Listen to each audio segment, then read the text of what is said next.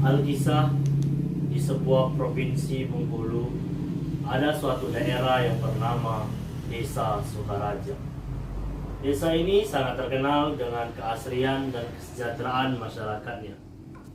Kesejahteraan ini tidak terlepas dari sebuah andil seorang pemimpin yang bernama Arjuna. Arjuna merupakan seorang pemimpin yang arif dan bijaksana, yang sangat menyayangi keluarga serta menyayangi masyarakat yang ada di desa. Arjuna memiliki 3 orang anak laki-laki yang bernama Mahardika, Gali, dan Satria. Ketiga anak ini memiliki karakteristik yang berbeda-beda dan memiliki kelebihan dan kekurangannya masing-masing.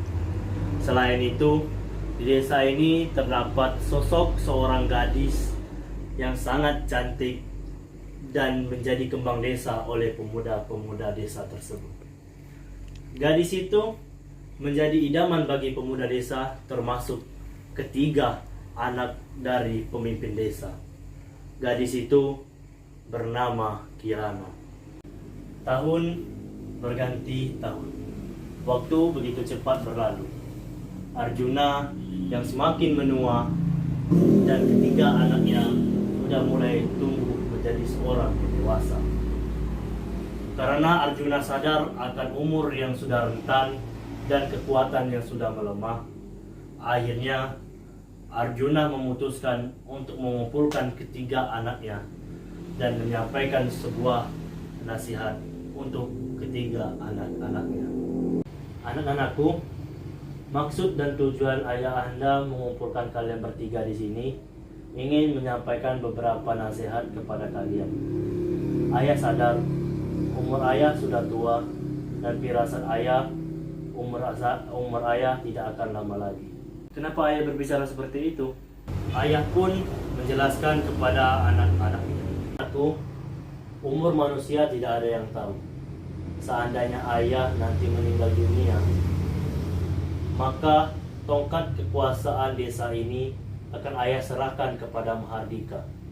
Karena Mahardika merupakan anak pertama dari ayah, dan ayah mempercaya Mahardika sebagai pemimpin desa ini. Perihal jodoh, ayah berwasiat kepada kalian bertiga. Yang pertama, jangan pernah mendekati salah satu gadis di desa ini.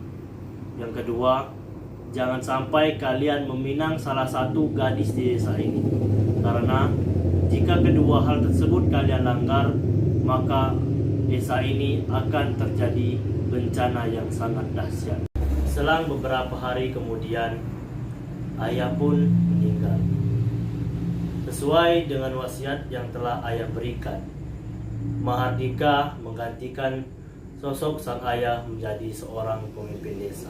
Wahai penduduk desa, sesuai dengan wasiat yang telah diberikan oleh ayah Anda, saya akan mengambil tongkat kepemimpinan desa ini dari ayah Anda. Dan mulai dari sekarang, saya yang akan menjadi pemimpin desa ini.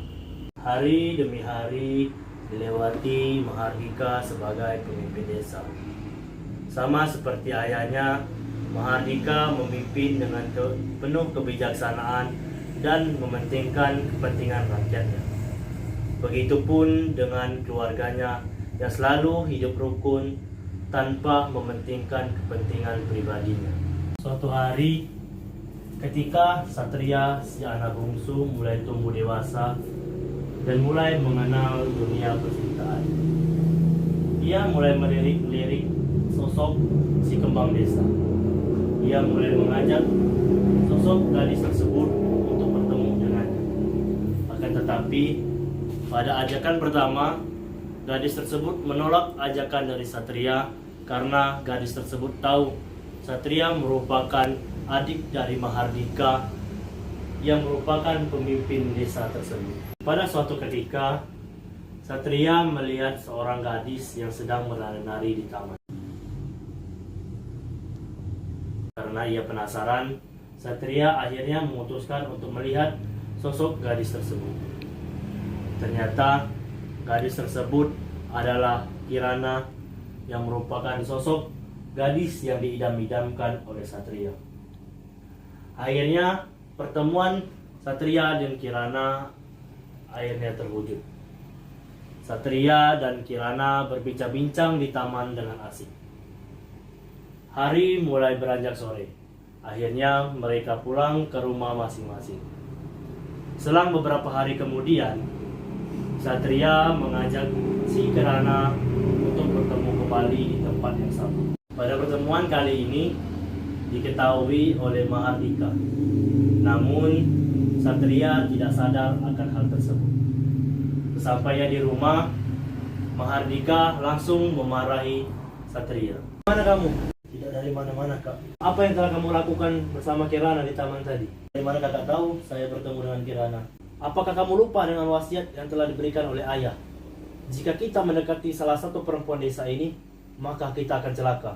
Satria hanya bisa terdiam mendengarkan kemarahan dari kakaknya dan berlari menuju kamarnya. Ternyata Satria tidak mendengarkan nasihat dari kakaknya. Satria tetap melakukan pertemuan dengan si sosok kembang desa tersebut.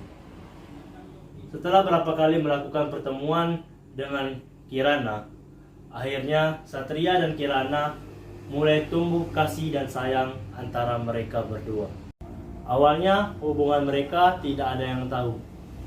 Namun setelah 1 minggu berjalan, Mahardika yang seorang sosok kakaknya dan seorang pemimpin desa mengetahui hubungan tersebut. Sontak Mahardika langsung memarahi Satria. Berani sekali kamu mendekati salah satu perempuan di desa ini. Kamu telah melanggar wasiat yang telah diberikan oleh ayah kita. Satria tetap santai dan acuh mendengarkan nasihat dari kakaknya. Beberapa hari kemudian, desa ini diterpa hujan badai yang tak kunjung berhenti, yang membuat air yang ada di sungai meluap dan terjadi banjir. Melihat hal tersebut, pemimpin desa mengajak seluruh rakyatnya untuk mengungsi ke sebuah bukit yang tidak jauh dari desa tersebut.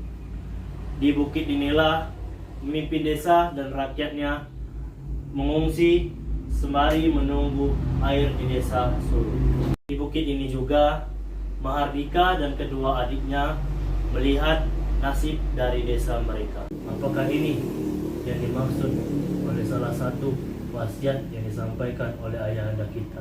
Malam pun tiba, akan tetapi air di desa mereka tak kunjung surut. Pemimpin desa meminta seluruh rakyatnya untuk mengungsi terlebih dahulu di bukit tersebut, sembari menunggu air di desa tersebut surut. Di malam itu juga, Satria bermimpi bertemu sosok yang ia tidak kenal.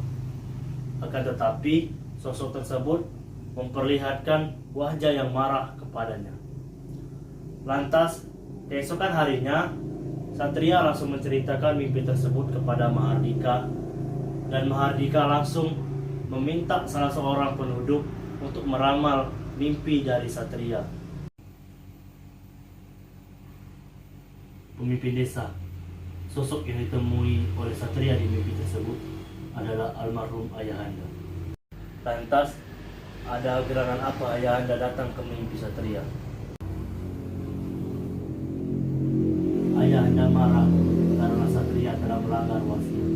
Mendengarkan hal tersebut, akhirnya Satria sadar bahwa ia telah melanggar wasiat yang telah diberikan oleh ayahanda, dan langsung memutuskan hubungannya dengan sosok gadis di kembang desa tersebut. Satria memohon kepada ayahnya agar bencana yang dialami desa tersebut cepat berakhir. Selang beberapa waktu kemudian, banjir pun surut dan seluruh penduduk desa turun dari bukit dan menuju ke rumah masing-masing. Dari kejadian tersebut membuat ketiga bersaudara sadar apapun wasiat yang telah diberikan oleh kedua orang tuanya itu benar, dan jika dilanggar akan mendapatkan konsekuensi. Mereka pun juga berjanji untuk tidak melanggar apapun yang telah diwasiatkan oleh kedua orang tuanya.